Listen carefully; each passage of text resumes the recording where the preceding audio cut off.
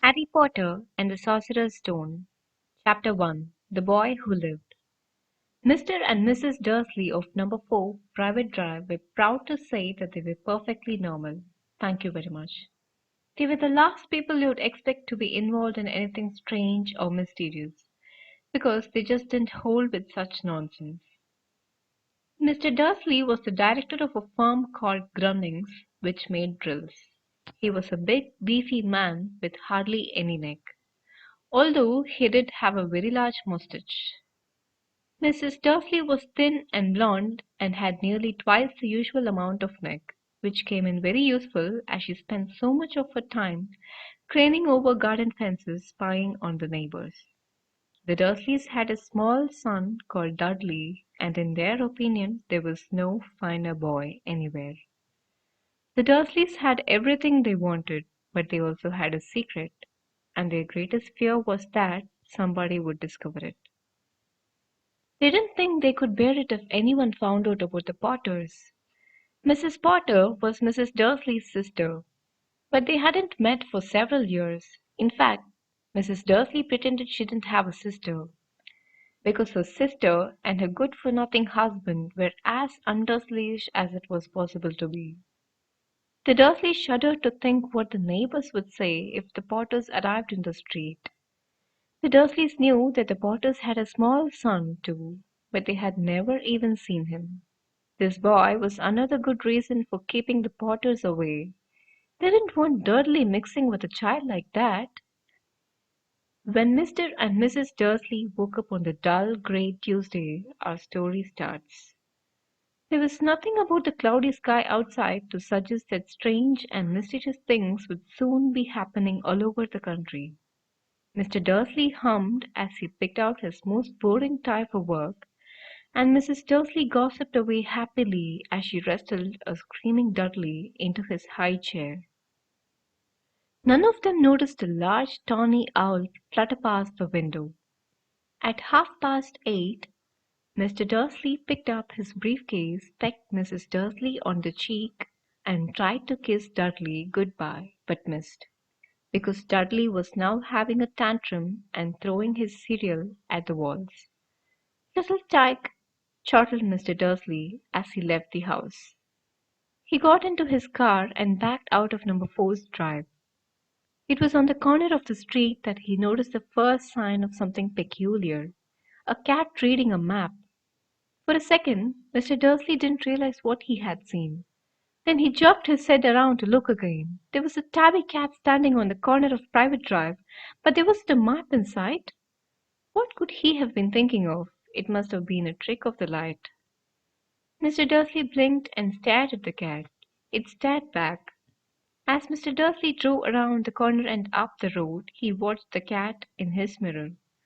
It was now reading the sign that said Private Drive. No, looking at the sign. Cats couldn't read maps or signs. Mr. Dursley gave himself a little shake and put the cat out of his mind. As he drove toward town, he thought of nothing except a large order of drills he was hoping to get that day. But on the edge of town, drills were driven out of his mind by something else. As he sat in the usual morning traffic jam, he couldn't help but noticing that there seemed to be a lot of strangely dressed people about. People in cloaks. Mr. Dursley couldn't bear people who dressed in funny clothes, the get-ups you saw on young people. He supposed this was some stupid new fashion. He drummed his fingers on the steering wheel, and his eyes fell on a huddle of these weirdos standing quite close by. They were whispering excitedly together. Mr. Dursley was enraged to see that a couple of them weren't young at all. Why, that man had to be older than he was, and wearing an emerald green cloak. The nerve of him! But then it struck Mr. Dursley that this was probably some silly stunt. These people were obviously collecting for something. Yes, that would be it. The traffic moved on, and a few minutes later Mr. Dursley arrived in the Grunnings parking lot, his mind back on drills. Mr. Dursley always sat with his back to the window in his office on the ninth floor. If he hadn't, he might have found it harder to concentrate on drills that morning. He didn't see the owls swooping past in broad daylight, though people down in the street did. They pointed and gazed open-mouthed as owl after owl sped overhead. Most of them had never seen an owl even at night time. Mr. Dursley, however, had a perfectly normal, owl-free morning. He yelled at 5 different people.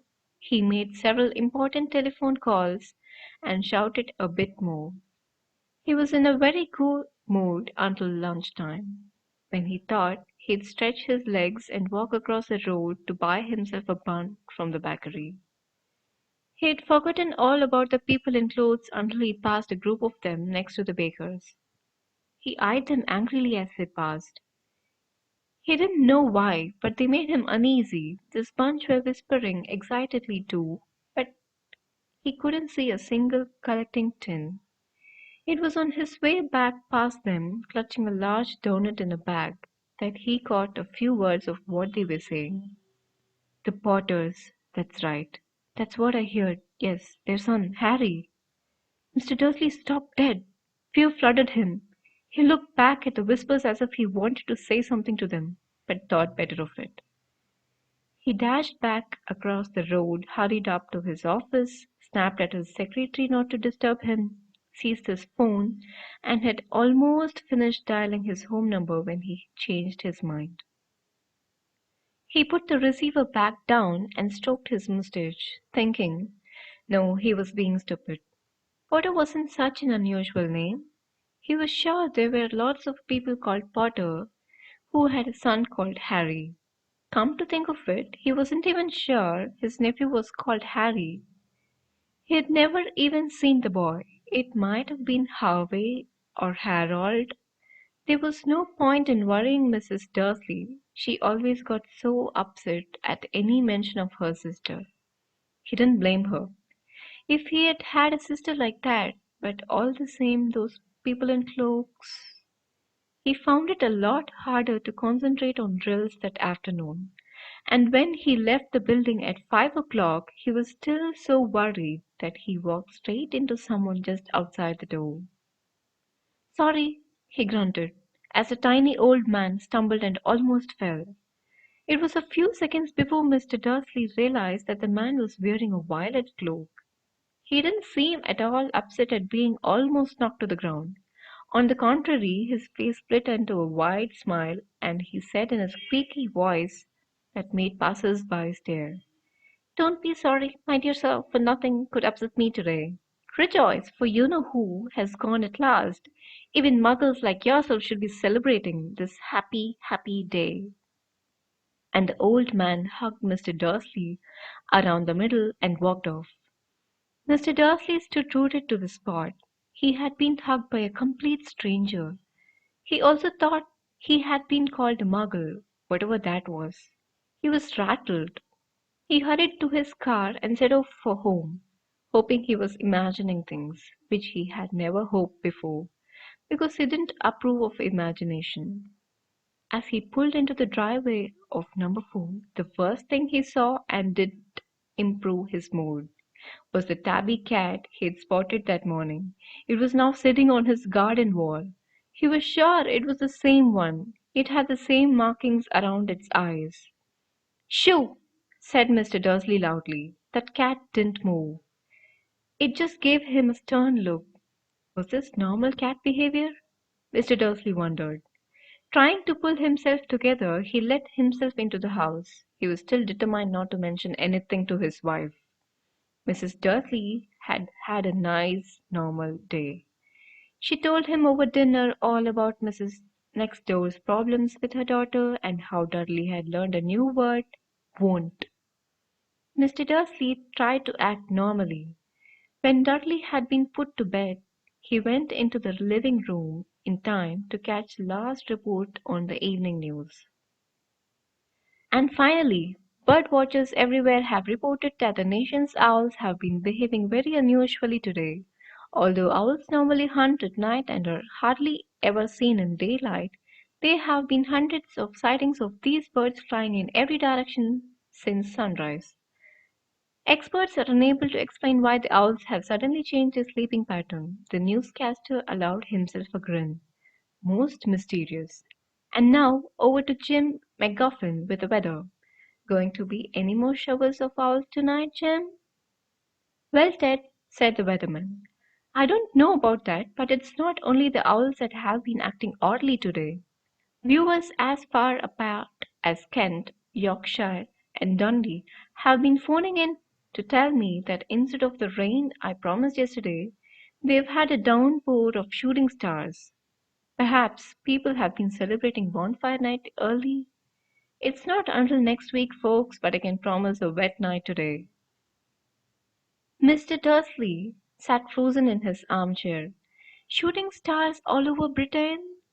Owls flying by daylight? Mysterious people in cloaks all over the place? And a whisper about the Potters. Mrs. Dursley came into the living room carrying 2 cups of tea. It was no good. He'd have to say something to her. He cleared his throat nervously. Petunia, dear, you haven't heard from your sister lately, have you? As he expected, Mrs. Dursley looked shocked and angry. After all, they normally pretended he didn't have a sister. No, she said sharply. Why? Funny stuff on the news, Mr. Dursley mumbled. Owls, shooting stars, and there were a lot of funny looking people in town today. So? Snapped Mrs. Dursley. Well, I just thought maybe it was something to do with, her crowd. Mrs. Dursley sipped her tea through pursed lips. Mr. Dursley wondered whether he dared tell her he had heard the name Potter. He decided he didn't dare. Instead, he said, as casually as he could, their son. He'd be about Dudley's age now, wouldn't he? I suppose so, said Mrs. Dursley stiffly. What's his name again? Howard, isn't it? Harry. Nasty common name, if you ask me. Oh, yes, said Mr. Dursley, his heart sinking horribly. Yes, I quite agree. He didn't say any other word on the subject as they went upstairs to bed. While Mrs. Dursley was in the bathroom, Mr. Dursley crept to the bedroom window and peered down into the front garden. The cat was still there. It was staring down Private Drive as though it was waiting for something. Was he imagining things? Could all this have anything to do with the Potters? If it did, if it got out that they were related to a pair of, well, he didn't think he could bear it. The Dursleys got into bed. Mrs. Dursley fell asleep quickly, but Mr. Dursley lay awake, turning it all over in his mind. His last comforting thought before he fell asleep was that even if the Potters were involved, there was no reason for them to come near him and Mrs. Dursley. The Potters knew very well what he and Petunia thought about them and their kind. He couldn't see how he and Petunia could get mixed up in anything that might be going on. He yawned and turned over. It couldn't affect them. How very wrong he was. Mr. Dursley might have been drifting into an uneasy sleep, but the cat on the wall outside was showing no sign of sleepiness. It was sitting as still as a statue, its eyes fixed unblinkingly on the far corner of Private Drive. It didn't so much as quiver when a car door slammed on the next street, nor when 2 owls swooped overhead. In fact, it was nearly midnight before the cat moved at all. A man appeared on the corner the cat had been watching, appeared so suddenly and silently you'd have thought he'd just popped out of the ground. The cat's tail twitched and its eyes narrowed. Nothing like this man had ever been seen on Private Drive. He was tall, thin, and very old, judging by the silver of his hair and beard, which were both long enough to tuck into his belt. He was wearing long robes, a purple cloak that swept the ground, and high-heeled buckled boots. His blue eyes were light, bright, and sparkling behind half-moon spectacles, and his nose was very long and crooked, as though it had been broken at least twice. This man's name was Albus Dumbledore.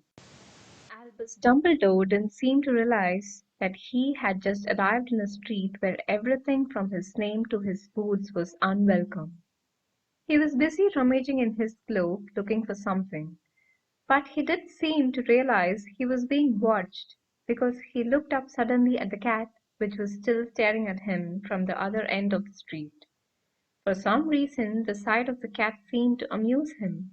He chuckled and muttered, "I should have known."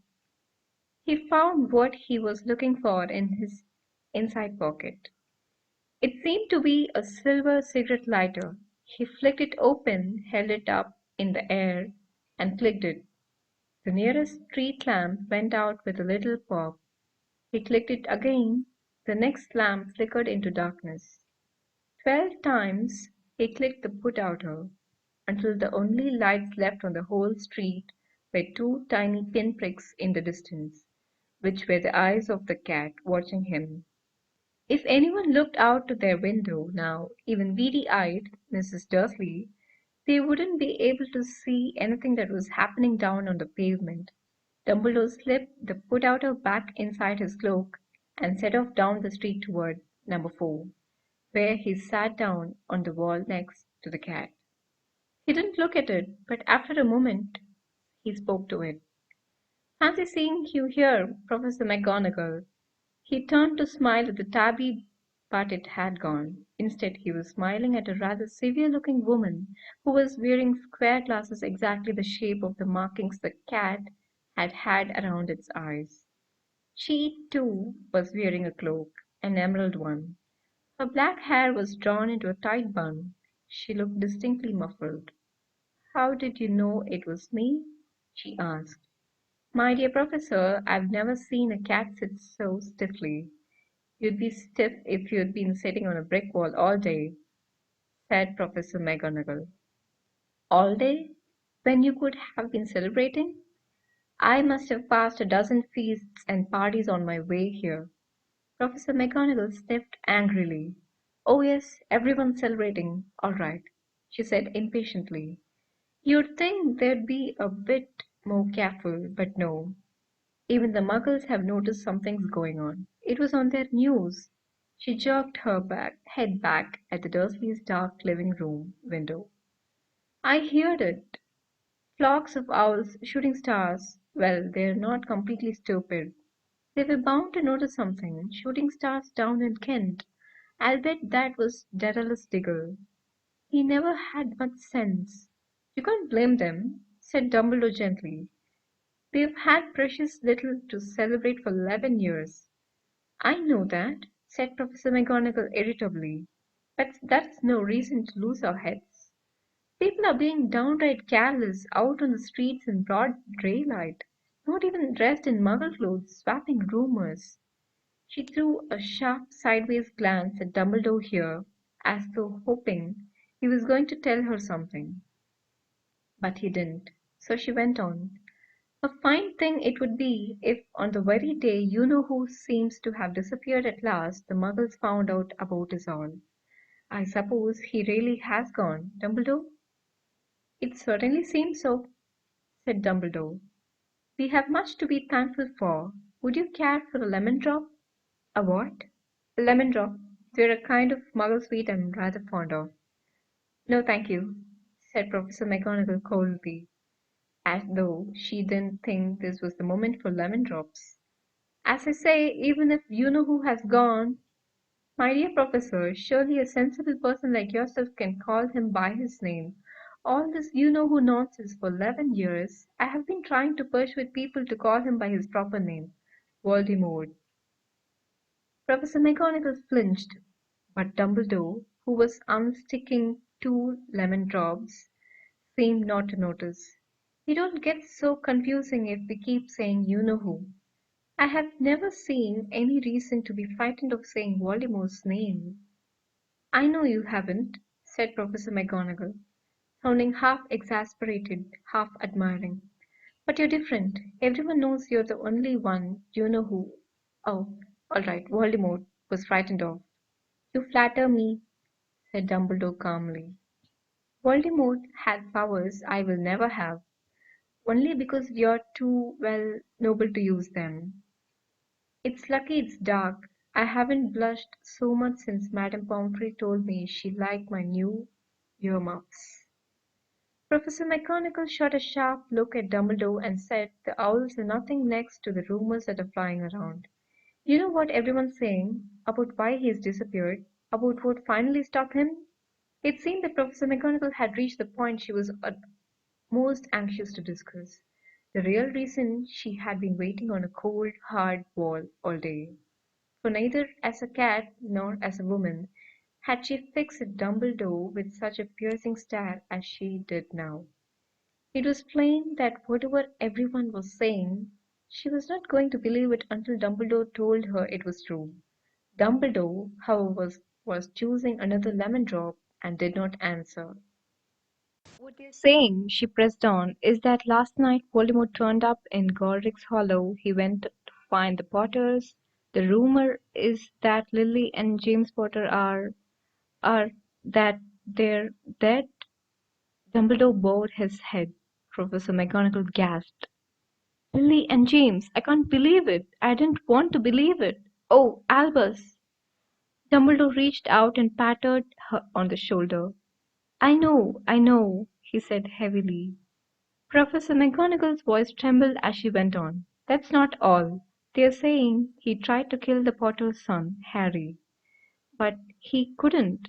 He couldn't kill that little boy. No one knows why or how. But they're saying that when he couldn't kill Harry Potter, Voldemort's power somehow broke, and that's why he's gone." Dumbledore nodded glumly. It's true," faltered Professor McGonagall. "After all he's done, all the people he's killed, he couldn't kill a little boy? It's just astounding. Of all the things to stop him, but how in the name of heaven did Harry survive?" "We can only guess," said Dumbledore. "We may never know." Professor McGonagall pulled out a lace handkerchief and dabbed at her eyes beneath her spectacles. Dumbledore gave a great sniff as he took a golden watch from his pocket and examined it. It was a very odd watch. It had 12 hands but no numbers. Instead, little planets were moving around the edge. It must have made sense to Dumbledore, though, because he put it back in his pocket and said, "Hagrid's late. I suppose it was he who told you I'd be here, by the way?" "Yes," said Professor McGonagall. "And I don't suppose you're going to tell me why you're here, of all places." "I've come to bring Harry to his aunt and uncle. They're the only family he has left now." "You don't mean you can't mean the people who live here," cried Professor McGonagall, jumping to her feet and pointing at number 4. "Dumbledore, you can't. I've been watching them all day. You couldn't find two people who are less like us. And they've got the son. I saw him kicking his mother all the way up the street, screaming for sweets. Harry Potter come and live here? It's the best place for him," said Dumbledore firmly. "His aunt and uncle will be able to explain everything to him when he's older. I've written them a letter." "A letter?" repeated Professor McGonagall faintly, sitting back down on the wall. "Really, Dumbledore, you think you can explain all this in a letter? These people will never understand him. He'll be famous, a legend. I wouldn't be surprised if today was known as Harry Potter Day in the future. There will be books written about Harry. Every child in our world will know his name." "Exactly," said Dumbledore, looking very seriously over the top of his half-moon glasses. "It would be enough to turn any boy's head. Famous before he can walk and talk? Famous for something he won't even remember? Can't you see how much better off he'll be growing up away from all that until he's ready to take it?" Professor McGonagall opened her mouth, changed her mind, swallowed, and then said, "Yes, yes, you're right, of course. But how is the boy getting here, Dumbledore?" She eyed his cloak suddenly as though she thought he might be hiding Harry beneath it. "Hagrid's bringing him. You think it? Wise to trust Hagrid with something as important as this? I would trust Hagrid with my life, said Dumbledore. I'm not saying his heart isn't in the right place, said Professor McGonagall grudgingly. But you can't pretend he's not careless. He does tend to. What was that? A low rumbling sound had broken the silence around them. It grew steadily louder as they looked up and down the street for some sign of a headlight. It fell to a roar as they both looked up at the sky, and a huge motorcycle fell out of the air and landed on the road in front of them. If the motorcycle was huge, it was nothing to the man sitting astride it. He was almost twice as tall as a normal man and at least 5 times as wide. He looked simply too big to be allowed, and was so wild. Long tangles of bushy black hair and beard hid most of his face. He had hands the size of trash can lids, and his feet in their leather boots were like baby dolphins. In his vast muscular arms he was holding a bundle of blankets. "Hagrid," said Dumbledore, sounding relieved. "At last! And where did you get that motorcycle?" "Borrowed it, Professor Dumbledore." "Sit," said the giant, climbing carefully off the motorcycle as he spoke. "Young Sirius Black lent it to me. I've got him, sir." "No problems, were there?" "No, sir. House is almost destroyed. But I got him out all right before the Muggles started swarming around. He fell asleep as we was flying over Bristol." Dumbledore and Professor McGonagall bent forward over the bundle of blankets. Inside, just visible, was a baby boy fast asleep. Under a tuft of jet black hair over his forehead, they could see a curiously shaped cut like a bolt of lightning. "Is that where?" whispered Professor McGonagall. "Yes," said Dumbledore. "He'll have that scar forever." "Couldn't you do something about it, Dumbledore?" "Even if I could, I wouldn't. Scars can come in handy. I have one myself above my left knee that is a perfect map of the London Underground." "Well, give him here, Hagrid. We'd better get this over with." Dumbledore took Harry in his arms and turned toward the Dursleys' house. "Could I say good-bye to him, sir?" asked Hagrid.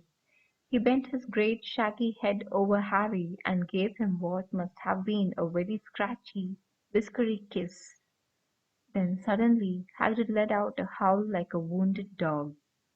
"Shh!" hissed Professor McGonagall. "You'll wake the Muggles." "Sorry," sobbed Hagrid, taking out a large spotted handkerchief and burying his face in it. "But I can't stand it. Lily and James dead, and poor little Harry off to live with Muggles."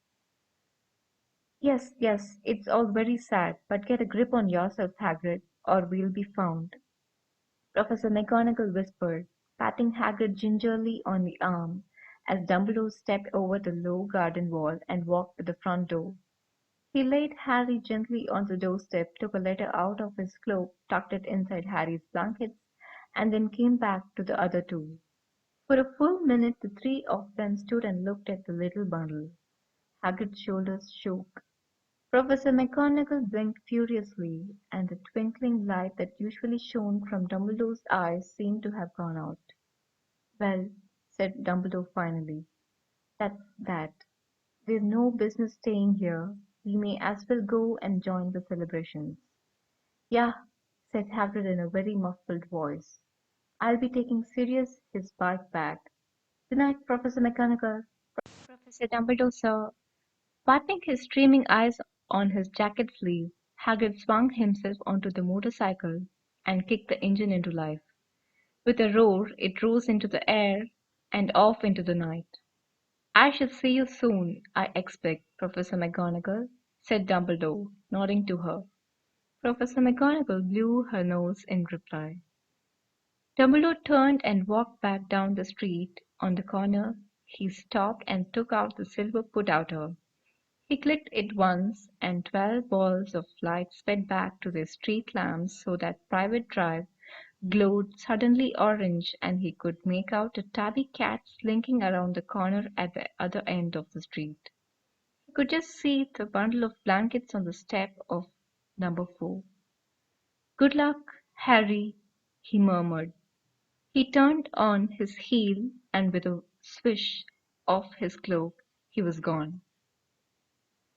A breeze ruffled the neat hedges of Private Drive, which lay silent and tidy under the inky sky, the very last place you would expect astonishing things to happen.